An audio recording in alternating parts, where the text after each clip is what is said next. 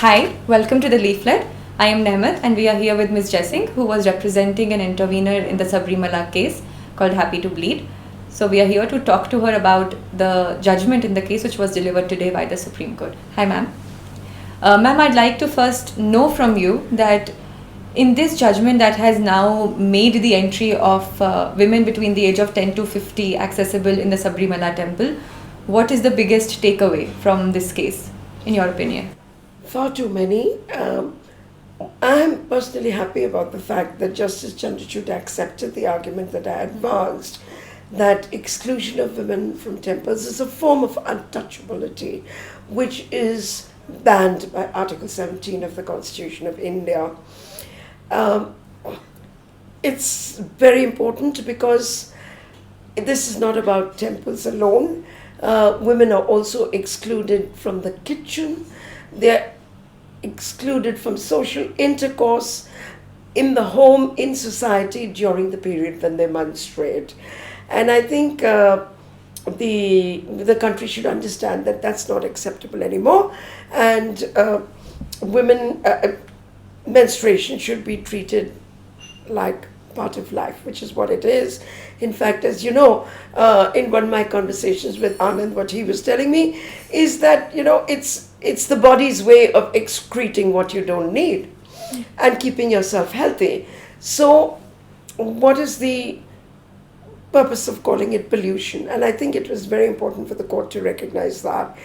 Secondly, and equally significantly and importantly, at least one of the judges, Justice Chandrachud, has said that Narasu Appu is not good law. Now, what was Narasu Appu? Narasu Appu was a judgment delivered by two very eminent judges, Mr. M.C. Chagla and Mr. Gajendra Garkar, where they said that personal law is not to be tested on the touchstone of fundamental rights. In other words, fundamental rights don't apply to personal law. Now, ever since I started my practice, I could not relate to this judgment. I kept wondering why? And the deeper that I looked, the more I found that the Supreme Court of India doesn't even have a definition of what is personal law. They can't even tell us that. It's one of the ironies of history that the judgment turned out the way it did, because what they were trying to do was uphold a law on bigamy, abolishing bigamy amongst Hindus. And one of the arguments was, why only Hindus, why not also Muslims? It shows you what bad lawyering is all about. And it also shows you that sometimes judges, with the intention of giving you the correct outcome, use the wrong reasoning.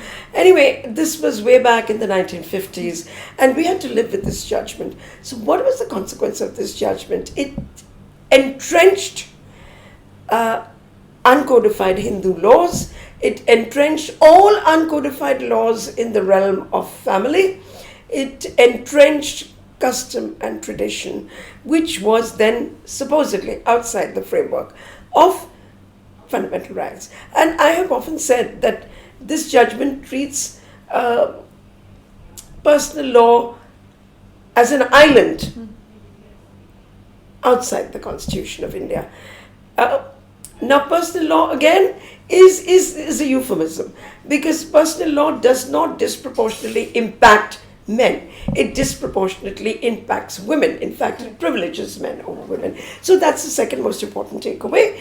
The third most important takeaway is the primacy of the right to non-discrimination over the right to religion. And this, I think, is going to have very far-reaching impact. So if you could just tell us that now after Narasu Appu is gone, they say that every custom of any religious practice will have to be tested at the anvil of the Constitution.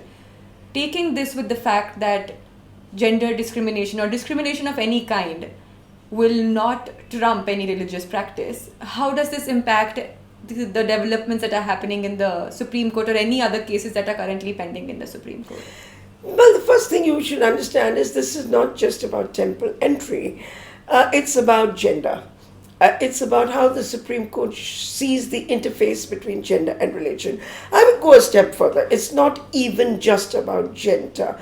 It's about whether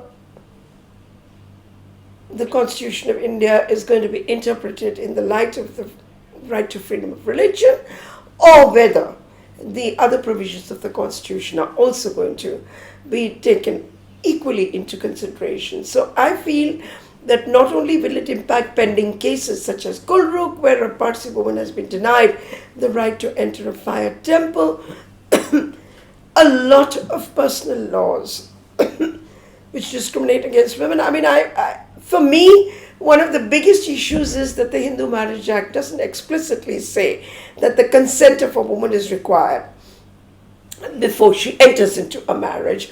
Now, that brings you to the intersection between the privacy judgment and the right to personal autonomy, the right to dignity, and ultimately freedom from religion. And so that is also likely to be challenged.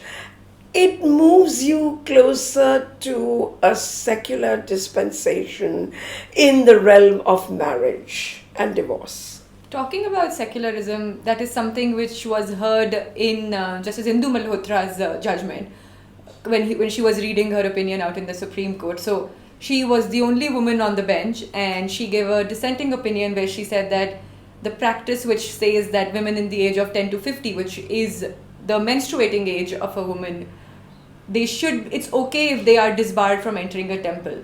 What are your takes on, what are your initial views on her judgment of what she read out? First of all, I'd like to clarify that I do not wish to comment on individual judges, but I can comment on their judgments. She obviously has a right to her opinion, and her opinion must be respected as her opinion. But thankfully, it is not the opinion of the court, and it is not the law of the land. What do I think about it? I think the discussion on secularism is misplaced in the context of this issue. I think the discussion should have focused on the right to equality and non-discrimination. Nobody doubts that secularism entails that each one of us has a right to practice the religion of our choice. We all do. And that is the imperative of the Constitution of India. Neither she nor any other judge could negotiate that away. The majority is not saying that there is that people don't have a right to practice the religion of their choice. What the majority is saying is superstition is not part of the right to religion. What the majority is saying is quackery is not the part of religion, right to religion, even if you hold that belief bona fide, but it's not something that a constitutional court will sanctify. So I'm afraid she's wrong. Interestingly, even Justice Nariman pointed out that he'd underlined the word equally in Article 25, saying that every person is equally entitled to their right to religion, of freedom and practice. And well, that I think was intended to deal with one of the arguments that we had made, namely that the right to people forget it's not the right to religion, it's the right to religion and freedom of conscience. And obviously, I had argued in court that who has the conscience? It's sentient human beings who have a conscience. And you cannot say that the institution of the mutt has a conscience. No, they have a right to manage their secular affairs.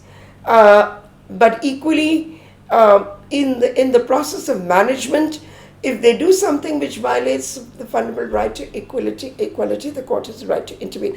So I think when Justice Nariman was pointing out that he has underlined equally, what he means is that can we forget that segment of women who are claiming the right to enter a temple. I can tell you that I had raised this argument in Saru's case while challenging the Protection of Rights of Muslim Women on Divorce Act, which was passed way back in 1986 to undo the Shah Banu judgment.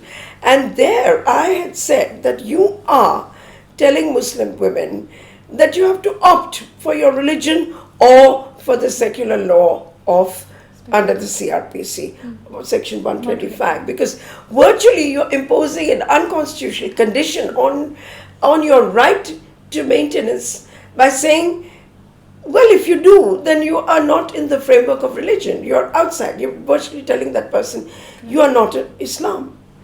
So that argument finds its fruition in Justice Nariman's judgment, where he underlines the fact that me, as a Muslim woman, I have a right to practice my religion, and nobody can tell me that you cannot practice your religion. That was the implication of what he was saying.